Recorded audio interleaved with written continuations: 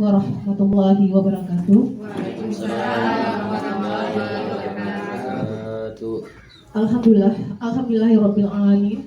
Wassalatu wassalamu ala asrofil anbiya wal mursalin wa ala alihi wa sahbihi rasulillahi ajmain.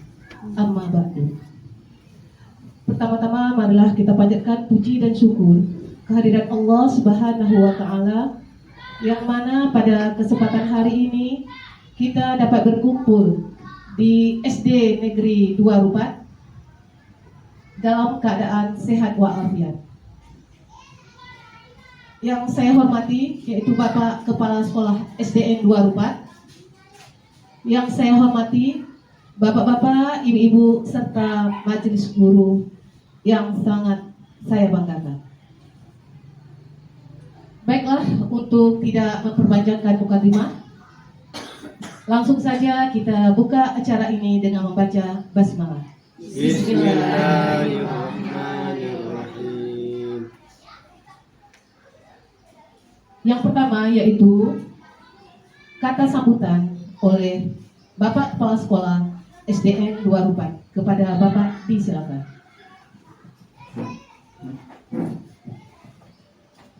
Baik, Assalamualaikum warahmatullahi wabarakatuh. Waalaikumsalam warahmatullahi wabarakatuh.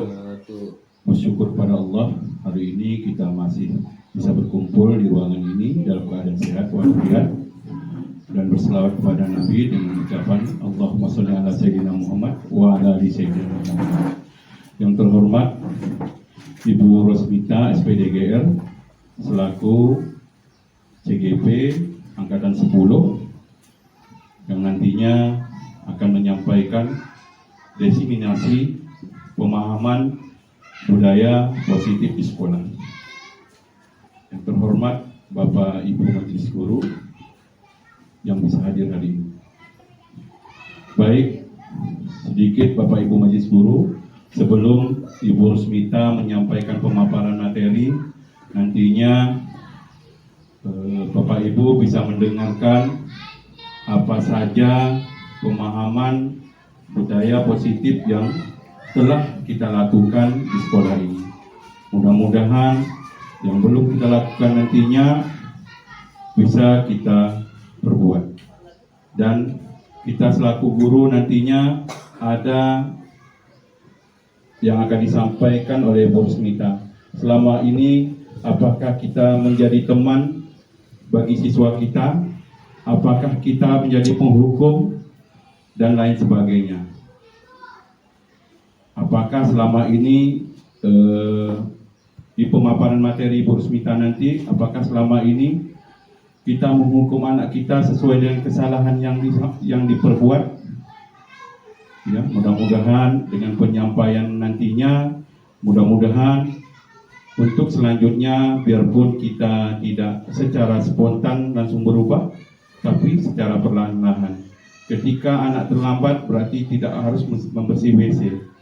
Ketika anak terlambat tidak harus dia harus berjemur. Jadi kita harus tanyakan dulu apa penyebab dia terlambat. Mungkin terlambat bangun. Kita harus gali terus apa cerita dari dia. Itu nanti sedikit yang saya sampaikan nanti akan secara garis besar akan disampaikan oleh Bu Rosmita. Terima kasih sambutan dari saya akhiri. Assalamualaikum warahmatullahi wabarakatuh. Waalaikumsalam warahmatullahi wabarakatuh.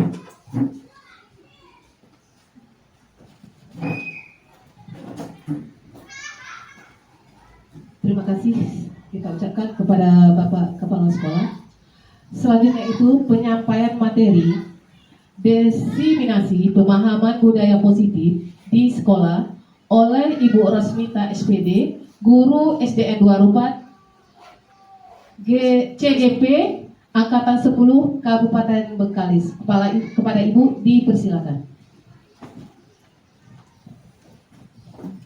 Bismillahirrahmanirrahim.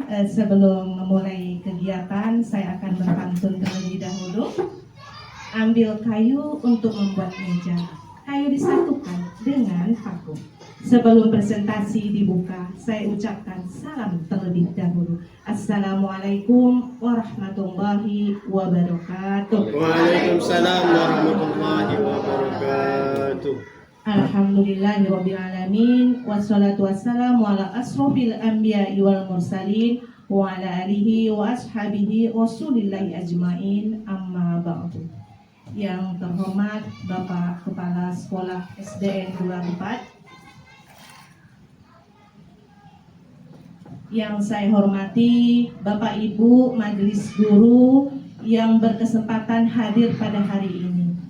Alhamdulillah, segala puji dan rasa syukur marilah sama-sama kita panjatkan kehadirat Allah Subhanahu wa taala, karena pada hari yang berbahagia ini kita masih diberikan nikmat sehat jasmani dan rohani, sehingga kita dapat berkumpul bersama-sama di ruangan forum kita ini dalam rangka acara diseminasi pemahaman budaya positif di sekolah sebagai tugas TGP Angkatan 10 yang sedang saya ikuti saat ini.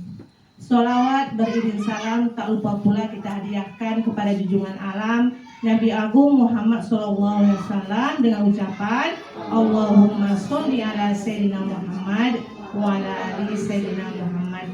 Semoga kita semua akan mendapat syafaat Nabi Muhammad di hari yaumil kiamat nanti. Amin, amin ya rabbal alamin.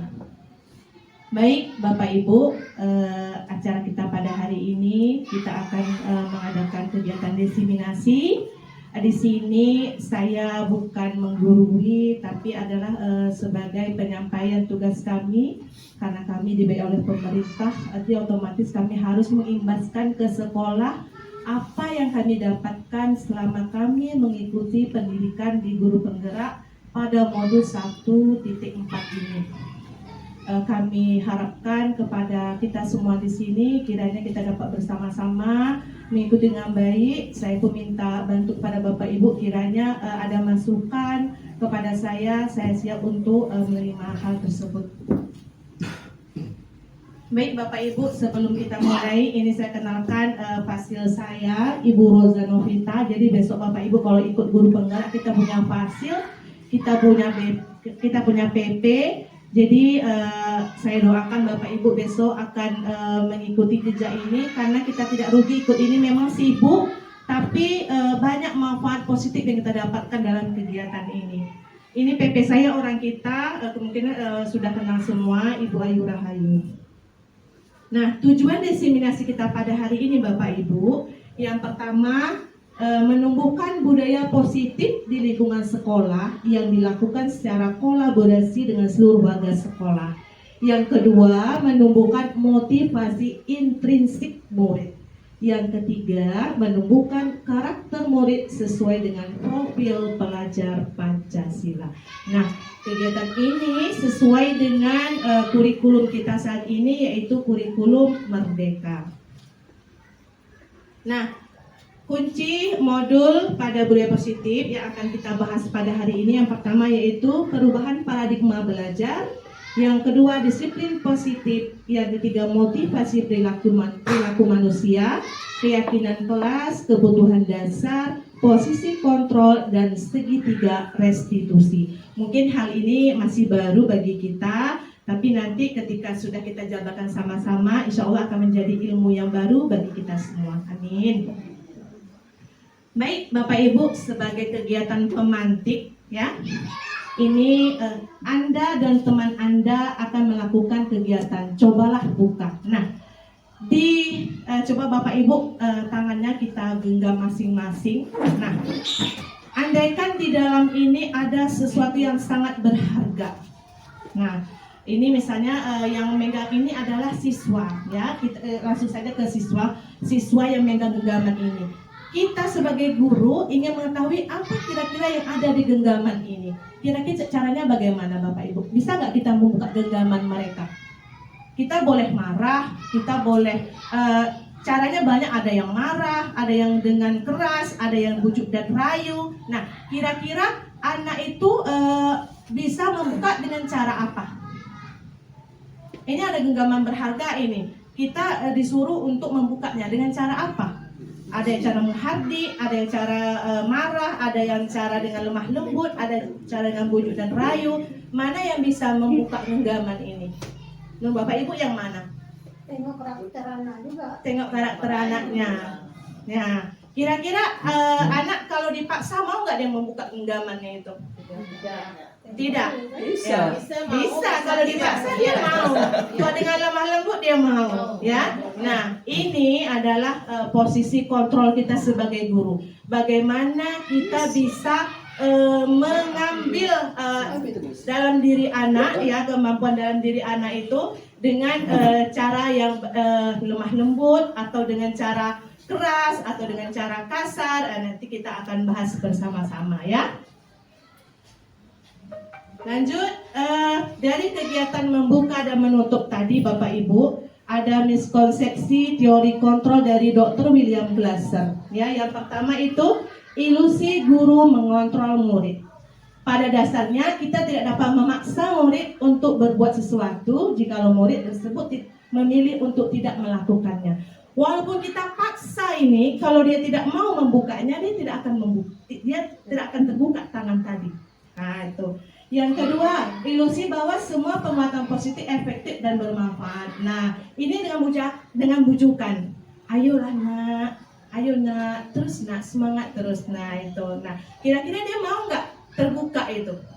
Ya, mau. Artinya kita butuh bujukan, rayuan, kelembutan yang mengena di hati anak tersebut. Yang ketiga, ilusi bahwa kritik membuat orang merasa bersalah, dapat menguatkan karakter. Nah, ini menggunakan kritik dan rasa bersalah untuk mengontrol murid menuju pada identitas gagal. Nah, kalau kita memaksa anak tersebut, ya, tolong buka. Nah, sebetulnya kalau kita paksa dengan emosi, dengan marah, dia akan membuka. Tapi kira-kira ikhlas tidak? Tidak, artinya dia terpaksa. Nah, seperti ini namanya identifikasi gagal, Bapak Ibu. Ya, berikutnya ilusi bahwa orang dewasa memiliki hak untuk memaksa. Nah, kira-kira betul nggak ini? Nah, bahwa orang dewasa itu berhak untuk memaksa. Ya, kalau menurut Bapak Ibu benar nggak? Ya, orang dewasa itu berhak untuk memaksa. Tidak ya Bapak Ibu. Nah, jadi di antara 4 ini, ya, yang kita butuhkan adalah penguatan positif atau bujukan untuk membentuk kontrol-kontrol pada diri anak. Baik, kita masuk yang kedua, yaitu tentang disiplin positif. Nah, ini kunci utamanya. Nah, ketika mendengar kata disiplin, apa yang terbayang di benak Bapak Ibu? Apa yang terlintas? Kita sering menyebut kata disiplin ini. Kira-kira yang terbayang di benak Bapak Ibu itu apa? Menempatkan sesuatu pada tempatnya. Ya, menempatkan sesuatu pada tempatnya. Bagus. Ada lagi Bapak Ibu, kamu ini tidak disiplin. Kamu seringkali melanggar disiplin sekolah. Nah, kira-kira apa? Terlambat, ya. Nah, ini Bapak Ibu, kebanyakan orang akan menghubungkan kata disiplin dengan tata tertib. Benar Bapak Ibu, ya, teratur dan kepatuhan pada peraturan. Nah, kemudian kata disiplin juga sering dihubungkan dengan hukuman. Ya, kamu terlambat ini, ayo butik sampah. Nah, karena dia melanggar disiplin sekolah, iya kan? Oke. Nah, padahal itu sungguh berbeda. Karena belajar tentang disiplin positif tidak harus dengan memberi hukuman, justru itu adalah salah satu alternatif terakhir dan bila perlu tidak digunakan sama sekali. Intinya boleh sih, kalau tak ada jalan yang lain, boleh kita pakai hukuman, tapi kalau bisa jangan. Nah, itu kalau bunyi dari definisi disiplin. Nah, dalam budaya kita, makna kata disiplin dimaknai menjadi sesuatu yang dilakukan seseorang pada orang lain untuk mendapatkan kepatuhan. Kita cenderung menghubungkan kata disiplin dengan ketidaknyamanan. Ya, lanjut Bapak Ibu. Tujuan dari disiplin positif adalah menanamkan motivasi yang intrinsik. Nah, kira-kira motivasi intrinsik itu apa ya? Motivasi intrinsik adalah motivasi yang berasal dari dalam diri kita. Sementara kalau motivasi ekstrinsik, motivasi yang berasal dari luar.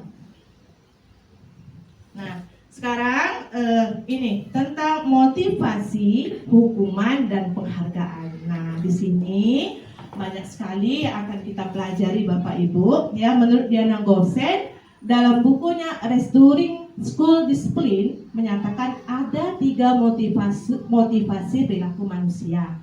Yang pertama itu untuk menghindari ketidaknyamanan atau hukuman. Ya, ini adalah tingkat terendah dari motivasi perilaku manusia. Biasanya orang yang motivasi perilakunya untuk menghindari hukuman atau ketidaknyamanan akan bertanya, apa yang akan terjadi apabila saya tidak melakukannya? Ini contohnya terlambat sekolah. Berarti dia tidak terlambat sekolah, datang pagi itu gara-gara dia menghindari ketidaknyamanan, biar tidak kena marah sama bapak guru, biar tidak kena sungguh dengan ibu guru. Nah, yang kedua, untuk mendapatkan imbalan. Oh, nanti datang terlambat nih dapat duit dari ibu nih. Nah, itu artinya motivasi untuk mendapatkan imbalan. Yang ketiga, untuk menjadi orang yang mereka inginkan dan menghargai diri sendiri dengan nilai-nilai yang mereka percaya. Nah, ini adalah motivasi dalam diri dia. Tidak mengharapkan hadiah, tidak mengharapkan imbalan, dan tidak mengharapkan ketidaknyamanan dari orang lain.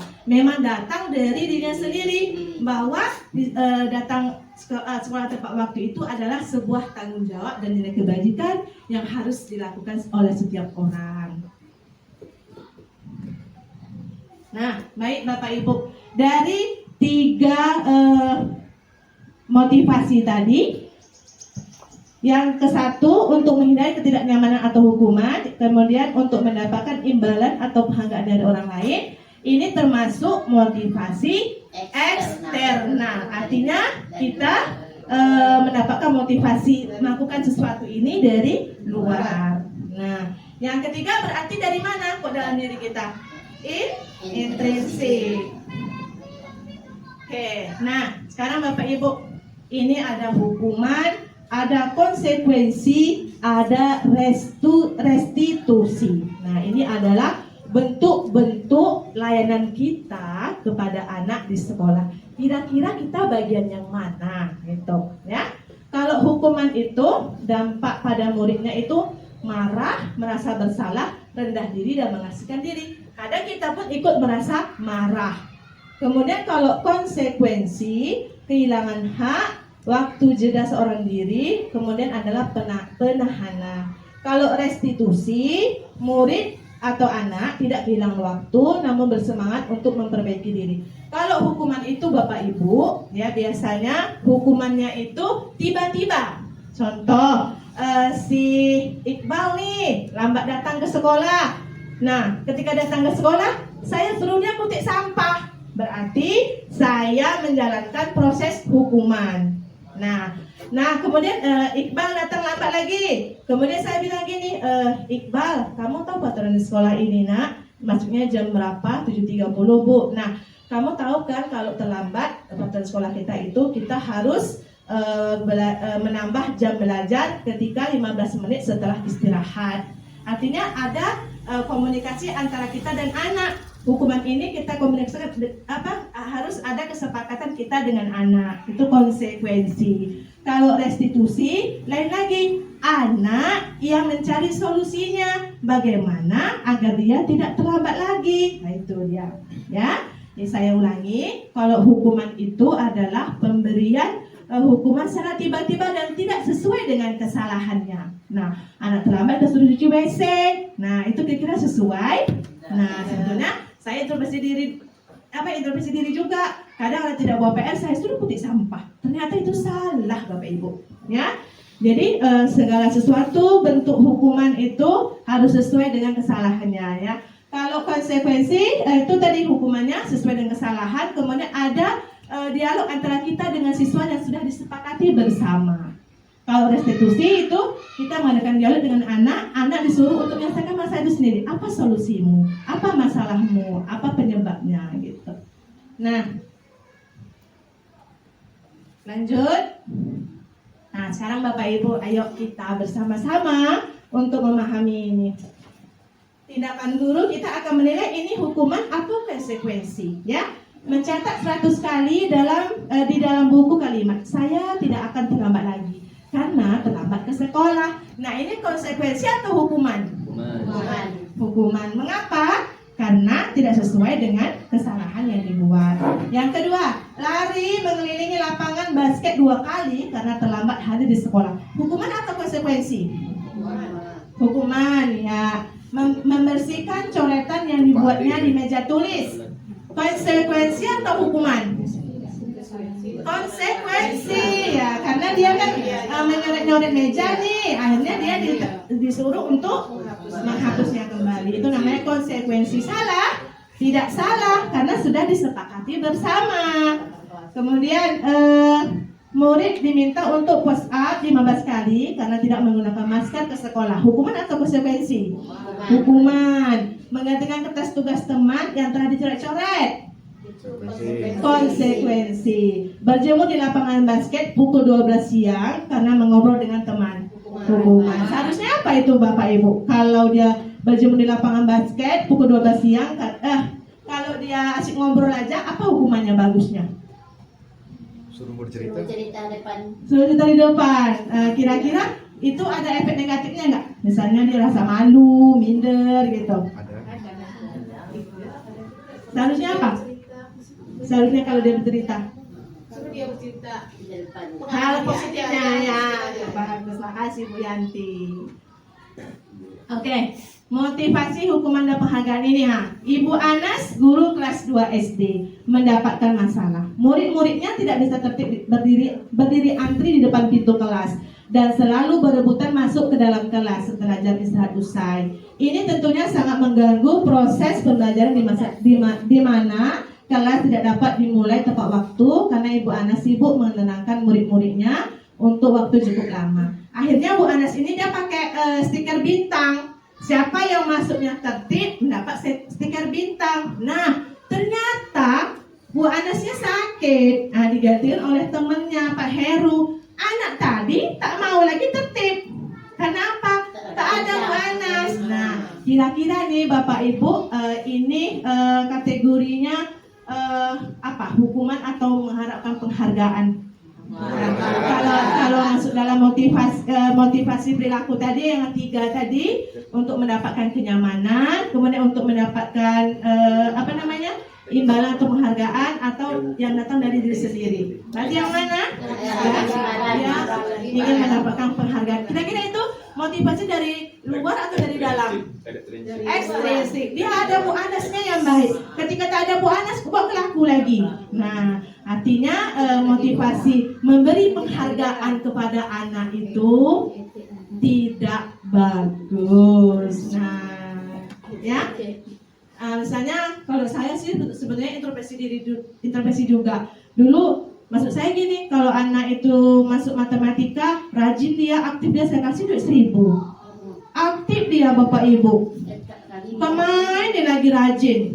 Pas saya tak ngasih duit, diam dia.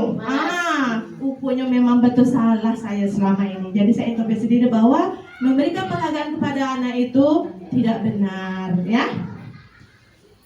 Lanjut Bapak Ibu. Nah, ini dia. Mengapa tidak benar itu? Nah, tuh pengaruh jangka pendek dan jangka panjang. Kalau kita memberikan terus, nah dia akan mau melaksanakan perintah kita. Tapi kalau kita berhenti, ya dia berhenti lah tuh, ya.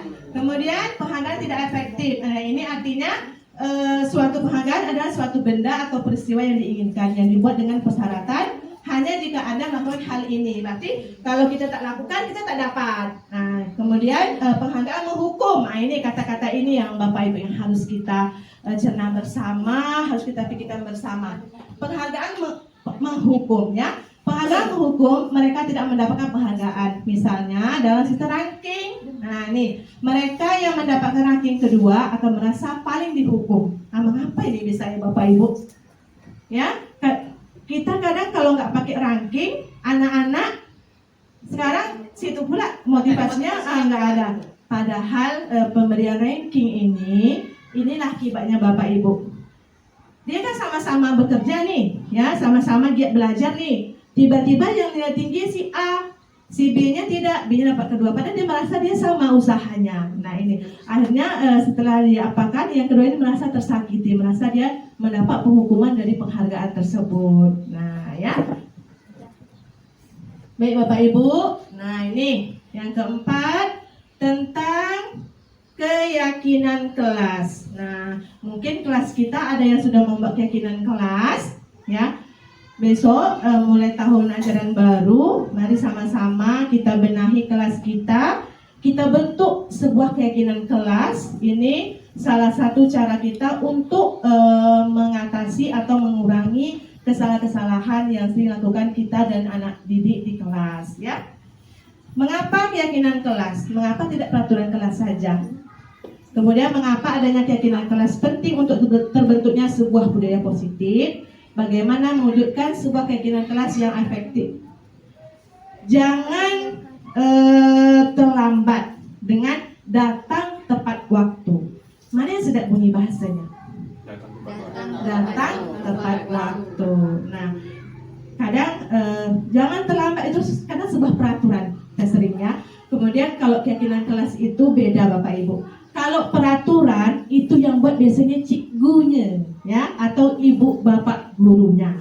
Sementara anaknya ini mau tak mau, ikhlas tak ikhlas, dia harus melakukan peraturan tersebut. Nah, kalau keyakinan kelas beda lagi. Kalau keyakinan kelas ini kesepakatan antara dua belah pihak, ya, anak dengan guru. Nah, misalnya kesepakatan ini kita menggunakan kalimat-kalimat kebajikan Bapak Ibu. Contohnya disiplin. Berarti apa kata kebajikannya di situ? Datang tepat waktu. Kadang jangan terlambat, tapi kita ubah bahasanya datang tepat waktu. Kemudian jangan melawan bapak ibu guru. Kita ganti bahasa menariknya. Hormati bapak ibu guru di sekolah. Nah, keyakinan kelas itu nggak banyak panjang, nggak banyak, sedikit saja. Tapi bermanfaat, mudah diingat dan dilaksanakan bersama. Dan atas kesepakatan kita antara guru dan siswa. Nah ini Bapak Ibu, mengapa kita memiliki peraturan tentang penggunaan helm pada saat mengendarai kendaraan roda 2? Nah, pernah Bapak Ibu pakai helm kan? Nah, kita pakai helmnya di mana? Ya, kepala tak ada di kaki pakai helm, ya. Nah, kita pakai helm itu kalau kita kembali ke motivasinya apa? Di mana kita pakai helm biasanya? Untuk saat ini intrinsik ketika ada razia baru kita pakai. Ketika tidak ada razia kita abaikan. Iya. Bukan dari dalam diri, bukan bahwa itu untuk menghindar kepala kita dari kecelakaan. Iya. Makasih Bapak Kepala Sekolah, ya. Mengapa kita memiliki peraturan tentang penggunaan helm? Penggunaan helm itu sebetulnya itu adalah nilai kebajikan itu Bapak Ibu. Apa? Keselamatan, ya. Artinya kalau keselamatan tidak mau dirahsia aja.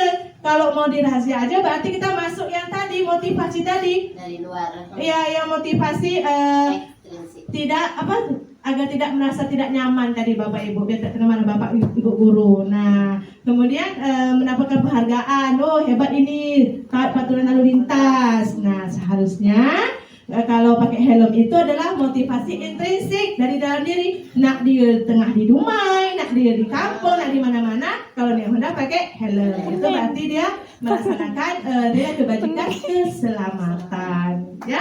Yang kedua, mengapa kita memiliki peraturan tentang penggunaan masker dan cuci tangan setiap saat? Nah, kenapa kita pakai masker ini Pak Ade? Apa nilai maksudnya pakai masker ini? Motivasinya intrinsik atau ekstrinsik? Ekstrinsik. Ya. Kalau yang intrinsik jaga kesehatan. Iya. Padahal sebenarnya pakai masker dan cuci tangan itu adalah untuk kesehatan. Nah kalau untuk kesehatan berarti kan dari dalam diri kita. Cuma kita lebih kemarinnya pas corona tuh Bu ya. Sekarang mungkin kalau udah nak makan aja, padahal sebetulnya tidak ya Bapak Ibu. Lanjut. Nah, mengapa keyakinan kelas? Mengapa tidak peraturan kelas saja? Ya Bapak Ibu, seseorang akan lebih tergerak dan bersemangat untuk menjalankan keyakinannya daripada hanya sekadar mengikuti serangkaian peraturan tertulis tanpa makna. Yaitu yang tadi, kalau peraturan itu dibuat secara paksa, Hanya guru saja, kamu mau tak mau harus Ikut. begini, harus ikut kata ibu. Sementara kalau keyakinan tidak, kita ada dialognya dengan anak. Ya, kesepakatan kita bersama-sama. Oh, kami belum sanggup bu, ya kita ikuti apa yang sanggupnya. Bahagia di dia, bahagia di kita. Gitu ya Bapak Ibu. Lanjut. Nah ini prosedur pembuatan keyakinan kelas. Ini insya Allah besok untuk ajaran baru. Mari sama-sama kita membuat keyakinan kelas semua di setiap kelasnya, ya. Tujuannya ini tadi kita untuk menjalankan disiplin positif yang baik dan benar di sekolah kita. Ya, kami tidak tahu. Nah ada, masya Allah bagus ya ibu. Mantap Bu Rat. Tepuk tangan untuk Bu Rat, ya. Nah nih kebutuhan dasar manusia. Ini ada diagram ini Bapak Ibu, ada penguasaan, ada kasih sayang dan rasa diterima, bertahan hidup, kesenangan, dan kebebasan. Pertanyaan pemantik. Ibu Ambar, guru wali kelas 2A di SD Pelita Hati, sedang bingung menghadapi ulah salah satu murid di kelasnya, Doni namanya. Beberapa anak di kelas 2A telah datang padanya dan mengeluhkan Doni yang seringkali meminta bekal makan siang mereka dengan paksa. Jika Anda menghadapi situasi seperti Ibu Ambar, apa yang akan Anda lakukan? Menurut Anda, kira-kira apa alasan Doni melakukan hal itu? Nah, ini kita masuk kebutuhan dasar manusia. Nah, kita sebagai guru, Bapak Ibu, harus juga mengetahui tentang kebutuhan dasar anak. Kira-kira apa yang belum terpenuhi dan sudah terpenuhi. Nah, dari pertanyaan pemantik ini, kira-kira kebutuhan dasar apa yang belum ada pada si Doni, Bapak Ibu? Doni ini dia sering mengambil makan siang temennya. Nah, kira-kira apa kebutuhan hidup yang belum terlaksana? Perhatian orang tua, ya. Nah, ya. Untuk mengetahui itu, mari sama-sama kita bahas setiap pengertian dari kebutuhan dasar manusia. Nah, yang pertama itu manusia itu membutuhkan kasih sayang dan rasa diterima untuk semuanya, ya. Kemudian kebutuhan bertahan hidup ini kita butuh makan, kita butuh minum, kita butuh tempat tinggal, kita butuh sehat, ya. Kemudian penguasaan kebutuhan pengakuan atas kemampuan. Kita harus merasa kita bisa gitu, ya. Kemudian kita maunya diakui, so saya bisa. Kemudian kebebasan. Kita semua butuh namanya bebas, tidak ada yang mau kita ini dibatasi setiap langkah kita. Kemudian akan kesenangan. Ya, kebutuhan akan kesenangan adalah kebutuhan untuk mencari kesenangan, bermain dan tertawa. Nah, kira-kira Bapak Ibu dari kasus Ibu Ambar tadi, kebutuhan mana nih yang belum terpenuhi oleh si Doni? Kebutuhan bertahan hidup, karena Doninya suka mengambil temannya. Nah, di samping bertahan hidup, si Doni juga ada kebutuhan lain itu. Jahil, ya, suka nganggu teman. Dia senang, dia nengok temannya nangis, ngadu bu, dia suka. Itu artinya dia butuh namanya kesenangan. Nah, ada anak seperti itu Bapak Ibu. Nah, Bapak Ibu, ini Ibu guru bilang, aku tidak boleh bersenandung sewaktu mengerjakan tugas. Katanya kelas harus tenang, tidak ada suara. Kan gak seru jadinya. Nah, ini anak ini butuh kesenangan. Nah, apa tindakan harus kita lakukan nih Bapak Ibu? Dia suka nyanyi tapi jam kelas. Apakah kita harus ikuti ini? Nah, ini tengah belajar nih, dia nyanyi. Tapi dia tak terima, ngapa dia nyanyi kan hak dia. Nah, apa yang harus kita lakukan nih Bapak Ibu untuk memenuhi kebutuhan hidup? Ice breaking bisa. Ice breaking, ya bagus. Berarti kita membagikan tadi cara nyanyi ya Pak Ibah ya. Apa lagi Bapak Ibu kira-kira? Ice breaking. Kemudian nanti kita tekankan pada materi SPDP ya. Nah, kita tunjukkan si anak ini tadi. Ayo kamu kan hobinya nyanyi, tapi jangan pas jam wajib belajar karena mengganggu teman yang lain. Kemudian, ibu guru tidak menyapaku hari ini, padahal aku pakai jepit rambut baru. Nah, ini dia minta kena puji terus sih Bapak Ibu.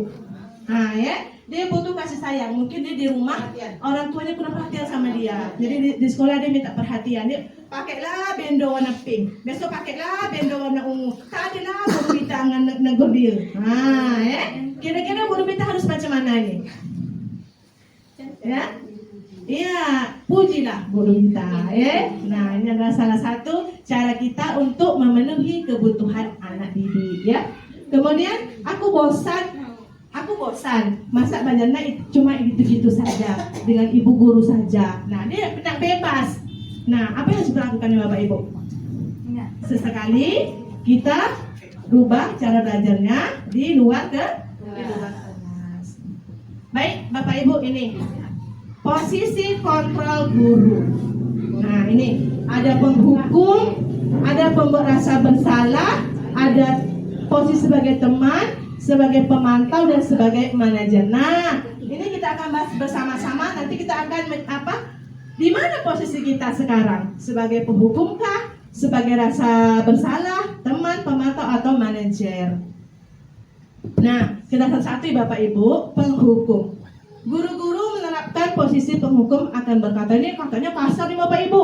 Kasar dalam miku nih ya kata-kata ini lekit. Nah, patuhi aturan saya atau awas. Nah, ini kan kata-katanya kasar nih Bapak Ibu. Kamu selalu saja salah. Pasti selalu yang terakhir selesai. Nah, ini adalah kata-kata sifatnya menghukum. Nah, kata-kata menghukum ini Bapak Ibu ternyata membekas di hati anak ibu sampai bila-bila.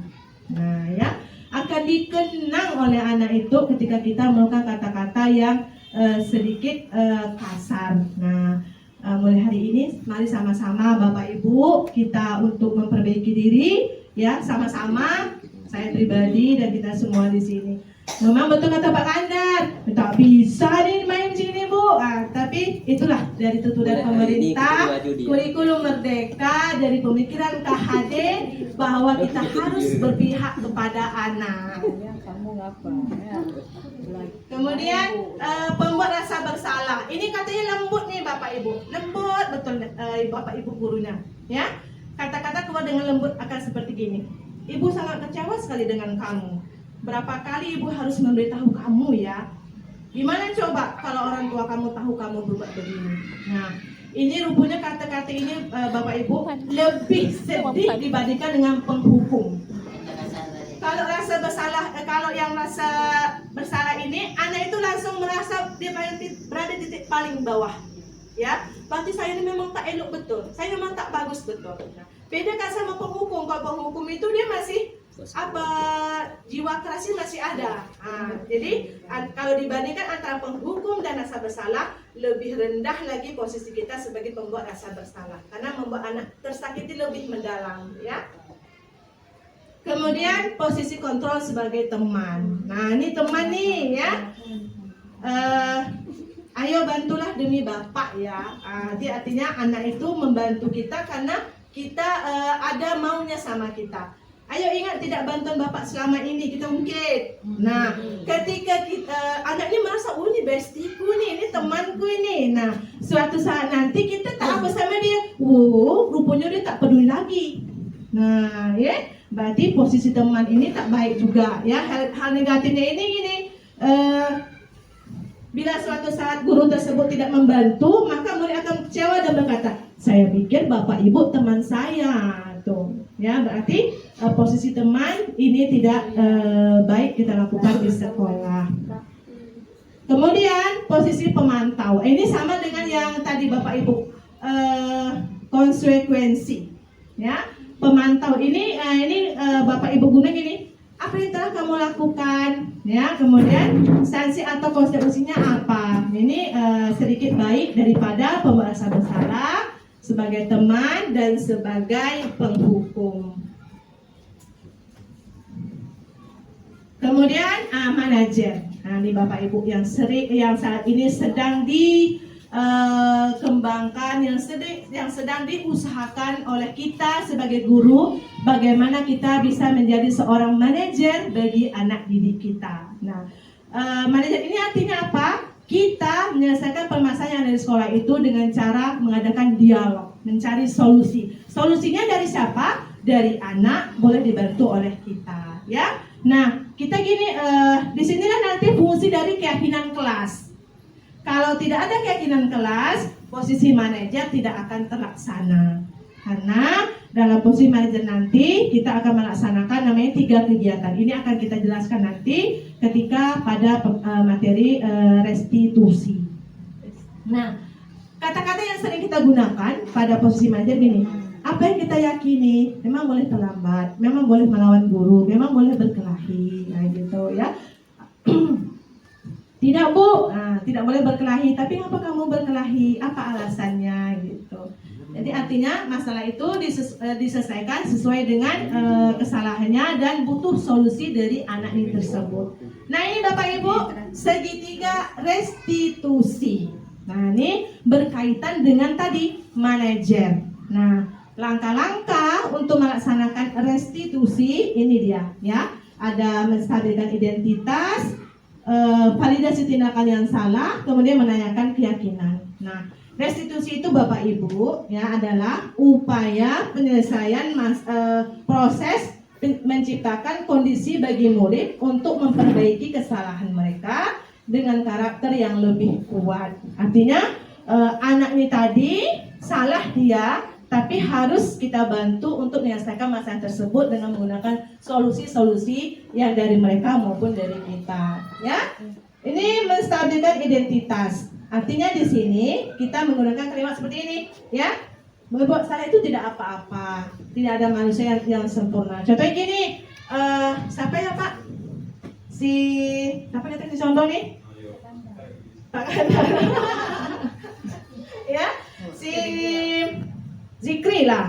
Nah, Zikri kan anaknya kan agak keras nih, suka kelahi, emosinya tinggi, betul. Salah sedikit awak ya Allah, luar biasa Zikri. Ya, nah apa yang harus kita lakukan untuk menghadapi Zikri? Nah, kita gini menggunakan segitiga restitusi. Yang pertama itu menstabilkan identitas. Nah, kita boleh menggunakan kata-kata ini. Berbuat salah itu tidak apa-apa, tapi kamu harus tahu apa solusinya. Karena kalau kita bertahan membuat salah tersebut, akibatnya adalah tidak baik. Nah, nanti anak-anak yang akan menyebutkan apa solusinya. Kalau kita anak belum tahu mau, nah itu arahan dari segitiga restitusi. Nah, yang kedua, validasi tindakan yang salah. Nah, ini kata-kata yang kita gunakan itu, padahal kamu bisa melakukan yang lebih buruk dari ini. Misalnya Zikri ini nggak dari do. Nah, apa alasannya gitu kan? Nah, misalnya kemarin gini, saya menyelesaikan masalah restitusi ini antara Ridho sama Zikri. Kita bermain sosiodrama. Si Zikri bermain sebagai dia ini suka mengejek Ridho. Ridho tadi bengis, disepaknya Zikri. Nah, jadi kita di sini melakukan restitusi. Pas ketika identifikasi salah, kita menanyakan si Ridho, apa yang terjadi di kelas? Kami bertengkar, Bu. Kenapa bertengkar? Si Zikri mengejek nama orang tua saya, gitu. Jadi kita ngomong gini, apa benar bertengkar di dalam kelas itu boleh dilakukan? Tidak, Bu. Nah, ketika pada tindakan yang salah, kita bilang gini, sebetulnya Ridho untuk mempertahankan nama baik kita itu benar. Tapi mempertahankan nama baik dengan memukul orang lain, apa itu benar? Nah, nanti Ridhonya akan berpikir, tidak Bu. Nah, nanti baru kita bilang gini, kira-kira solusinya apa? Nah, kami akan saya akan memperbaiki diri saya tidak akan mudah marah. Kemudian si Zikrinya, saya tidak akan mau lagi mengejek nama orang tuanya si Ridho. Nah, yang ketiga, baru kita menanyakan keyakinan kelas. Nah, di sini kita sepakati antara Ridho sama si Zikri. Kira-kira keyakinan kelas apa yang telah dilakukan, yang dilanggar oleh Zikri sama si Ridho. Nah, keyakinan kelas yang telah dilanggar oleh Zikri sama si Ridho adalah melanggar ketertiban dan keamanan kelas. Nah, jadi solusinya apa? Mereka harus maafan dan tidak mengulangi kesalahannya agar kelas tetap damai dan tentram. Baik Bapak Ibu. Nah, itu saja Bapak Ibu diseminasi tentang budaya positif yang saya sampaikan dari hasil materi yang saya ikuti pada program Guru Penggerak modul 1 Semoga apa yang disampaikan hari ini bisa kita laksanakan dengan baik dan dapat manfaat bagi kita semua. Amin. Terima kasih. Mohon maaf atas segala penyampaian yang kurang berkenan di hati, kata-kata yang kurang sopan dan tidak tepat pada waktunya. Saya akhiri. Assalamualaikum warahmatullahi wabarakatuh. Waalaikumsalam warahmatullahi wabarakatuh.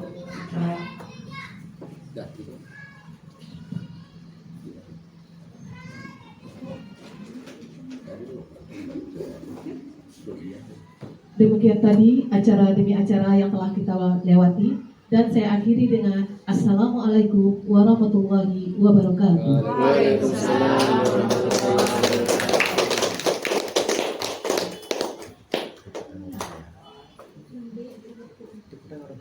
Kayak gitu kan. Kemarin Pak, waktu kami seusia anak-anak kita sekarang itu, orang tua kami garang, keras, tak ada istilahnya tuh lemah lembut. Maksudnya tuh memang kami tuh dididik dengan kekerasan ya, keras itu ya, keras bukan kekerasan, keras. Tapi dari situ Pak, kami jadi tentara, jadi polisi, jadi guru. Beda sama dari sekarang, motivasinya itu untuk ke depan itu belum muncul, masih itu lama dia baru muncul, itu yang jadi masalah. Tapi instruktur tetap bersikukuh dengan tadi pendapat kalau dia mempertahankan pendapat dia ya salah itu pendapat dia. Kemungkinan dia mengikuti Karena perkembangan gini, zaman. waktu saya ke guru penggerak, jadi anak sekarang itu ada namanya pemikiran KHD itu kodrat alam dan kodrat zaman.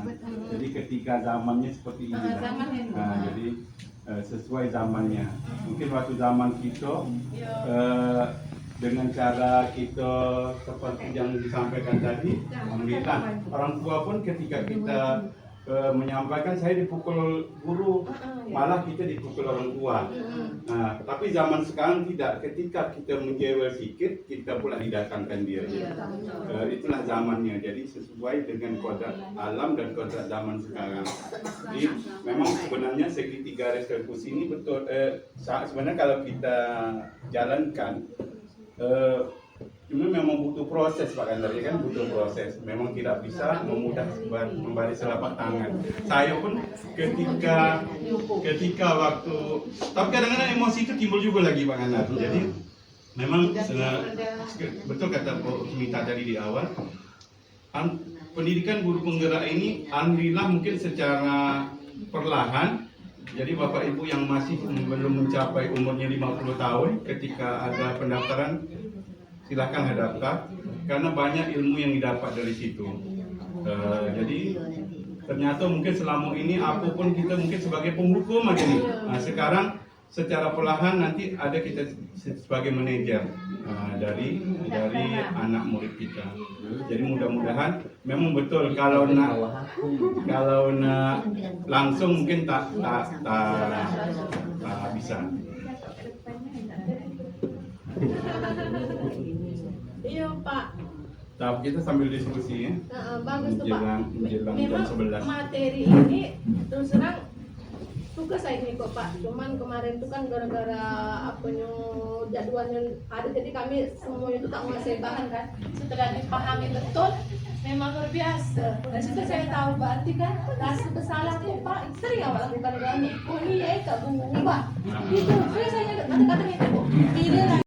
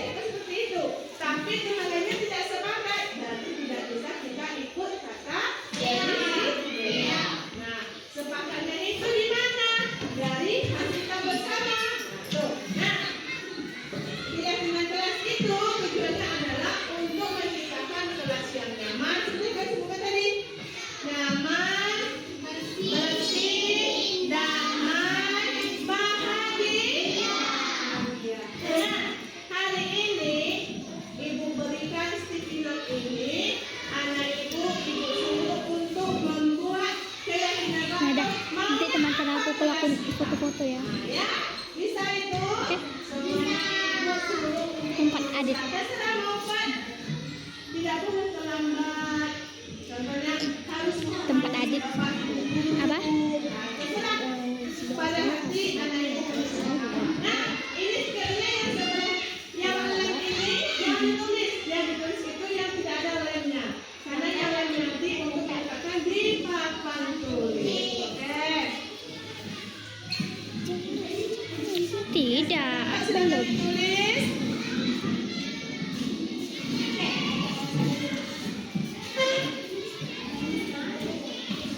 Yuk, temankan aku Nada. Yuk, Nada, temankan aku, ayo. Ya, silakan ditulis. Itu mana ya, Bang? Ya, silakan ditulis. Adik Nada di sini. Mak Nada. Nah, ya silakan ditulis. Yang sudah, silakan tempel di depan.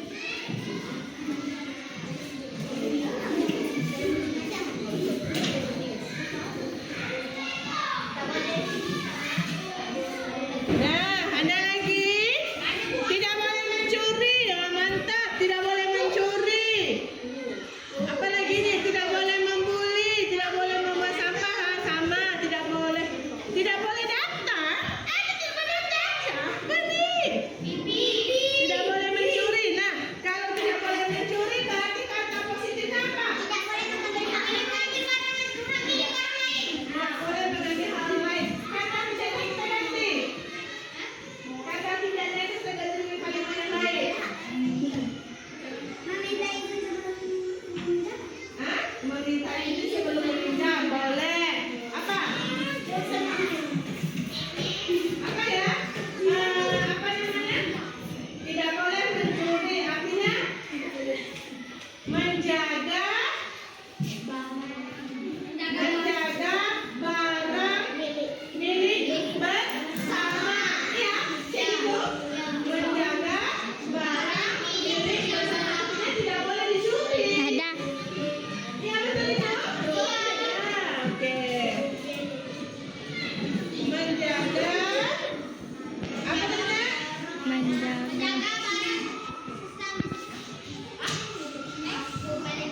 Menjaga atau ini menjaga keamanan kelas. Iya bisa itu. Menjaga barang di kelas boleh. Nah, ini saja. Rata-ratanya sama semuanya ini. Tidak boleh membuang sampah sama. Apa lagi nih? Atau tidak boleh mengejek. Tidak boleh membuli. Berarti itu saling menyayangi. Ya kan? Saling menyayangi berarti tidak membuli kita. Tidak boleh mencuri. Tidak boleh mencuri. Tidak boleh membuli. Tidak boleh terlambat sama ini. Dah. Dari ini semua kapan sama nih? 5 nih.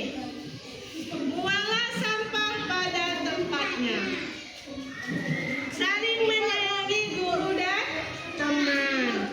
Datang.